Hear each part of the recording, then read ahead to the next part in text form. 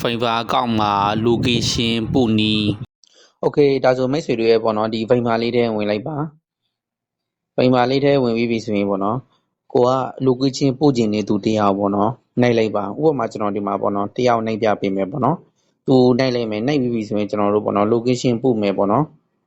location အဆုံးပို့လိုက်မယ်ကျွန်တော်ပေါ့နော်ဘယ်လိုမျိုးပို့ရမှာလဲဆိုတော့ဒီမှာပေါင်းလေးတွေ့လာပေါ့နော်စာရေးတဲ့နေရာမှာဒီဘက်မှာပေါင်းလေးလေအဲ့ဒီပေါင်းလေးတစ်ချက်နှိုက်လိုက်ပါ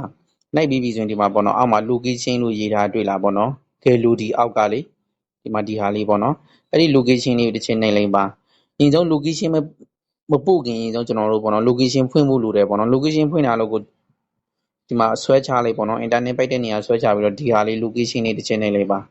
ဒီမှာ location လို့ရေးထားပေါ့နော်တွေ့လားမသိဘူးအဲ့ဒါလေးဖွင့်ထားလိုက်ပေါ့နော်ဖွင့်ပြီးပြီဆိုရင်ကျွန်တော်တို့ပေါ့နော် location ပို့လို့ရပြီ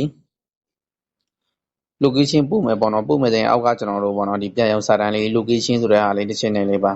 အဲ့နှိုက်ပြီးပြီရင်သူ့ကိုဒီမှာပေါ့နော် location ပို့လိုက်ပါပြီ Fiverr ကနေကြပေါ့နော်သူကသူ့ဘက်ကနေကြကိုပေါ့နော်ဒါ location ပြန်ပို့လို့ရတာဖြစ်တယ်ဒီအောက်မှာပေါ့နော်ဒီပေါင်းလေးနေရာမှာအကုန်လုံးလုပ်လို့ရတာဖြစ်တယ်ပေါ့နော် location ပို့လို့ရတယ်တပ်ပုံလေးပို့လို့ရတယ်ကင်မရာတွေရိုက်လို့ရတာဖြစ်တယ်ပြီးပြီဆိုရင်ကျွန်တော်တို့ပေါ့နော် file တွေလည်းပို့လို့ရတာဖြစ်တယ်ခင်ဗျာဒီမှာ file တွေပေါ့နော်ကိုယ်မှာ data တွေရှိတယ်ဆိုရင်ပို့လို့ရတယ်ပြီးရင်ဆိုကျွန်တော်တို့ပေါ့နော် application တွေလည်းပို့လို့ရတာဖြစ်တယ်ကျွန်တော်တို့ပေါ့နော် application software လေးပို့လို့ရတယ်ဒီအောက်မှာပေါ့နော်ပြီးပြီဆိုရင် contact တွေလည်းပို့လို့ရတာဖြစ်တယ်ပေါ့နော်ကိုယ်မှာရှိတဲ့ contact တွေဖုန်း contact တွေအကုန်လုံးပို့လို့ရတာဖြစ်တယ်ပေါ့နော်အဲ့ဒါမေးထားတယ်ပေါ့နော်အကိုတယောက်အတွက်ပါအားလုံးပဲမင်္ဂလာပါဆင်ပြေကြပါ